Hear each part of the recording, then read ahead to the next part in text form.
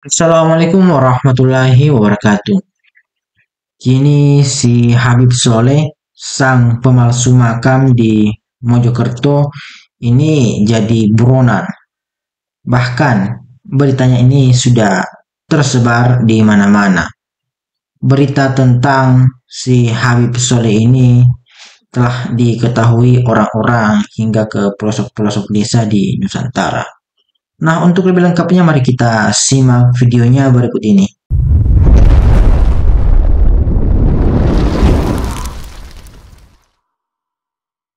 Kamis Eh, Pon. Tapi Jumat yang akan melaporkan langsung ada Mas Enggran dari Detik Jatim. Selamat sore Mas Enggran. Sore Edo dan Iza. selamat sore Kemarin Mas. perasaan baru ketemu sama Mas Enggran, sekarang udah ketemu lagi. Ya udah pindah lokasi kali Pindah ini lokasi ya. Ke lokasi yang lebih keramat lagi kali Aduh. ini. Kemarin di Lahar ya. Betul, di bawah gunung Semeru. di lereng Semeru ya kan. Sekarang udah ke Ngawi ya Mas. Boleh diceritakan Di ya? Mojokerto, Mbak. Oh sorry, Mojokerto. di Mojokerto. Baik, silakan Mas dengan laporannya apa sebetulnya atau hasil temuannya dan kemudian sebetulnya tempat yang sekarang lokasi Mas Enggran berada tuh apa sih? Apakah tempat rumah atau tanah pribadi atau seperti apa? Baik, selamat sore Edo dan Iza. Saat ini saya berada di Dusun Bendo, Desa Kumitir, Kecamatan Jatirejo, Kabupaten Mojokerto. Di belakang saya adalah ada makam lawas, makam yang dianggap sebagai orang tokoh yang membuka atau merintis dusun ini pada zaman dahulu kala. Namanya adalah Mbah Saguh dan Mbah Budiman. Namun sebelum terjadi pembongkaran kemarin, di belakang saya ada beberapa makam di sekitarnya begitu, yang totalnya kalau di total ada 15 termasuk makam yang asli begitu. Ternyata yang 13 lainnya itu makam palsu sehingga harus dibongkar oleh pemerintah desa setempat. Berarti ada total semacam 26 makam di situ ya. Dan akhirnya ditemukan ada 13 yang palsu ternyata. Gimana akhirnya bisa ketahuan Mas ini bahwa ini palsu? Baik, jadi totalnya di sini jumlah makam adalah 15. Oke. Nah, sekitar 3 minggu yang lalu atas dorongan dari teman-teman budayawan dan juga sejumlah komunitas budayawan dan juga dari pejuang Wali Songo Indonesia, Laskar Sabilillah Kabupaten Mojokerto atau PWILS, mereka mendorong agar dilakukan penelusuran begitu ya tentang keaslian dari makam ini. Setelah melalui diskusi yang panjang, beberapa kali musyawarah, akhirnya terkuaklah fakta bahwa memang makam yang asli di sini dari 15 itu hanya 2 yang diyakini secara turun-temurun, diceritakan secara turun-temurun oleh warga Dusun Bendo sebagai makam dari Mbah Saguh dan Mbah Budiman begitu, yang merupakan perintis atau yang membuka dusun ini pada zaman dahulu kala. Sedangkan 13 makam lainnya itu dipastikan palsu, yang itu dibuat oleh seseorang yang biasa disapa Habib Soleh. Beliau kalau berdasarkan KTP-nya, menurut keterangan kepala dusun setempat, berdasarkan KTP-nya itu berasal dari Bogor, Jawa Barat gitu.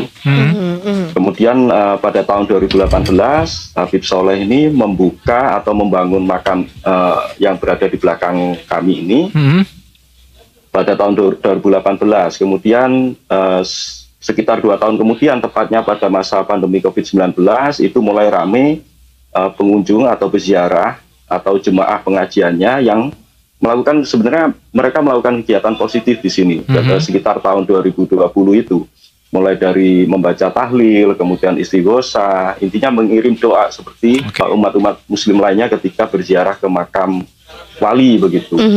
Nah, kemudian oleh Habib Soleh dan kelompoknya begitu, makam yang sebelumnya adalah bernama makam Mbah Saguh dan Mbah Budiman itu kemudian diberi branding baru begitu, diberi nama baru, yaitu makam Syekh Sayyid Mustafa dan juga makam Nyai Dewi Gondosari.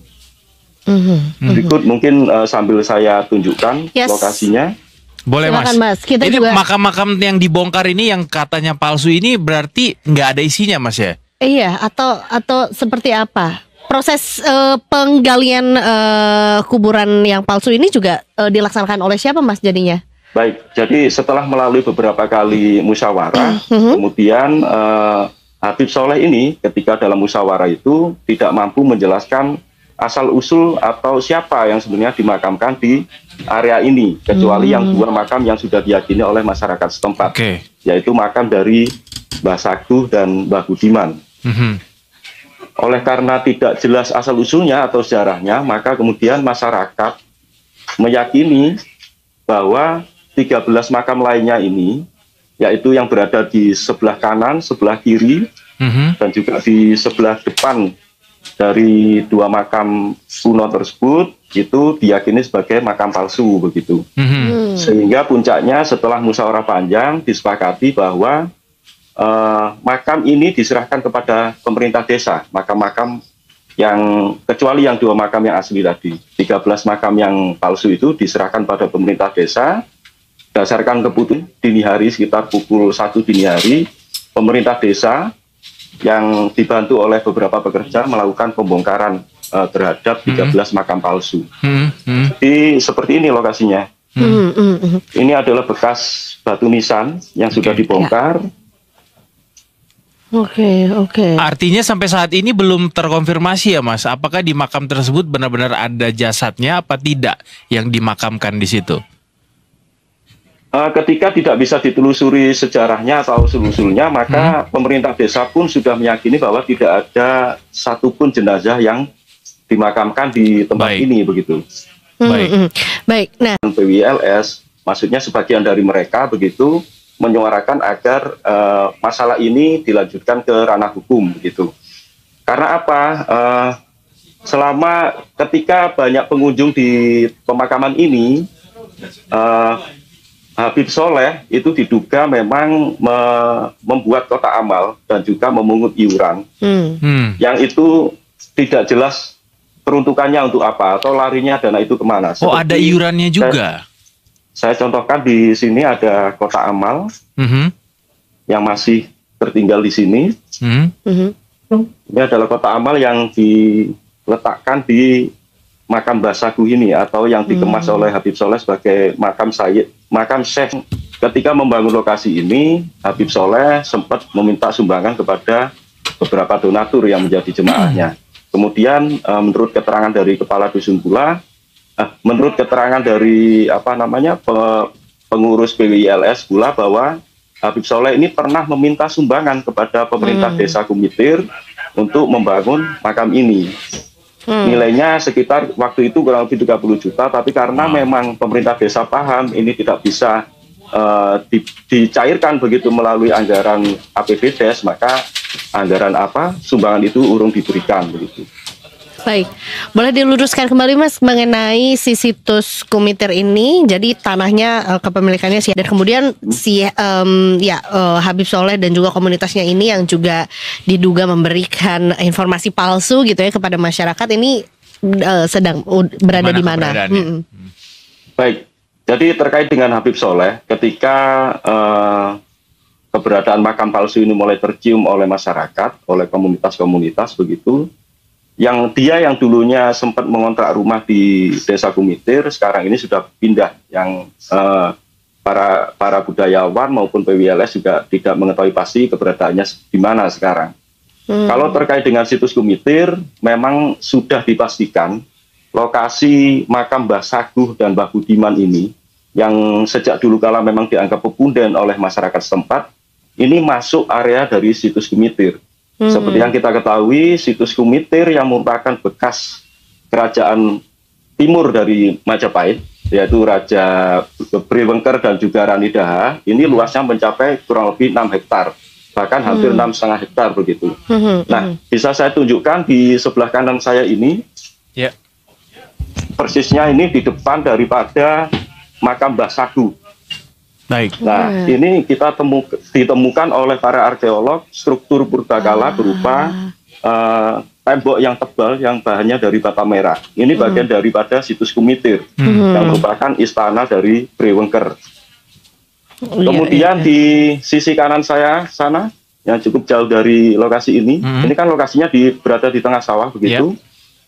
Di sebelah kanan saya sana adalah tembok sisi barat daripada situs Kumitir. Karena situs ini yang luasnya 6,5 hektar ini dikelilingi oleh talut atau pagar keliling yang panjang lebarnya itu 300 kali 200 meter persegi. Nah, tembok sisi barat inilah yang dipercaya oleh para arkeolog sebagai gerbang masuk ke istana Brewengker begitu. Jadi di sebelah kanan saya itu masih ada struktur yang itu sisa-sisa gapura pintu masuk ke lokasi ini begitu. Nah, dengan temuan yang berada di sebelah bawah ini, temuan struktur ini, para arkeolog dari BPKW 11 Jatim itu meyakini bahwa ini masih berlanjut ke arah selatan, di mana arah selatan adalah berada di bawah daripada makam dari Mbah Sagu dan juga makam-makam palsu yang lainnya sudah dibongkar. Sehingga ketika tanah ini yang merupakan tanah khas desa Kumitir, kemudian keberadaan makam ini yang dikembalikan kewenangannya kepada pemerintah desa, ini sangat strategis untuk mendukung kelangsungan daripada penelitian situs Kumitir. Kenapa? Nantinya koordinasi antara pemerintah desa dengan BPKW 11 Jatim yang akan meneliti situs ini akan lebih mudah gitu, karena government to government. Diharapkan penelitian nanti bisa berlanjut, ekskavasi bisa terus dilakukan sampai menguak struktur yang berlanjut ke arah selatan, yang bagian dari istana Brewengker gitu. Baik, sama terakhir juga pengen tanya dan memastikan soal bagaimana makam-makam palsu ini juga katanya merusak alur sejarah gitu, Mas. Mungkin boleh diceritakan apa benar bahwa ada silsilah palsu yang juga berubah pada akhirnya ketika makam ini dibuat gitu? Baik, jadi ketika Habib Soleh dan kelompoknya itu membangun lokasi ini, itu ada 2 makam tadi, makam asli tadi yang masih bertahan, makamnya Mbah Saguh dan juga makam Mbah Budiman, itu diberi tulisan yang dinamai dengan Syekh Sayyid Mustafa dan satunya lagi sebagai Nyai Dewi Gondosari. Itu salah satu yang dianggap oleh para budayawan maupun PWLS dan juga warga setempat sebagai pengalihan sejarah begitu ya. Karena masyarakat setempat, masyarakat sini itu meyakini bahwa ini adalah makam Mbah Saguh, bukan makam dari Mbah Sayyid Mustafa begitu. Salah satunya itu.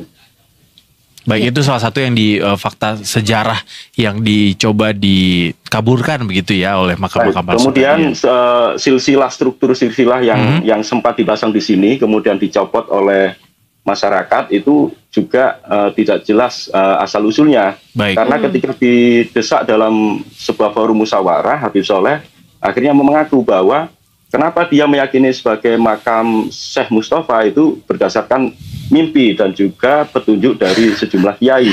Namun ketika warga meminta untuk ketemu kiai tersebut untuk mengklarifikasi, ternyata dia juga beralibi bahwa kiai itu sudah meninggal dunia begitu. Baik. Apakah akan ada tindak lanjut juga dari rekan-rekan budayawan, dari arkeolog atau mungkin dari akademisi yang memang sebelumnya juga sudah menemukan situs ini ya, dan kemudian juga sudah melakukan banyak penelitian mengenai situs ini, Mas Anggan? Kalau dari BPKW, Balai Pelestarian Cagar Budaya Jawa Timur, ketika ekskavasi yang terakhir tahun 2024 kemarin, mereka menyampaikan bahwa ekskavasi terhadap situs Kumitir masih akan diteruskan. Namun terkait dengan penyewaan lahan, terkait dengan izin begitu ya untuk menggali tanah-tanah di sekitarnya itu, yang berpotensi masih ada situs itu yang masih harus terus dikoordinasikan, termasuk di tahun 2025 ini. Kalau terkait dengan rekan-rekan dari budayawan, kemudian PWLS, itu mereka memang ada rencana untuk melaporkan si Habib Soleh ini ke pihak kepolisian. Baik, berarti masih tetap akan diburu ya Habib Solehnya ya. Baik, terima kasih Mas Enggran Eko Budianto, jurnalis Detik Jatim melaporkan langsung dari Mojokerto. Terima kasih Mas. Jadi bisa kita saksikan tadi bagaimana videonya. Semoga video ini bisa bermanfaat dan menambah wawasan kita. Wallahul muwaffiq ila aqwamit thoriq. Assalamualaikum warahmatullahi wabarakatuh.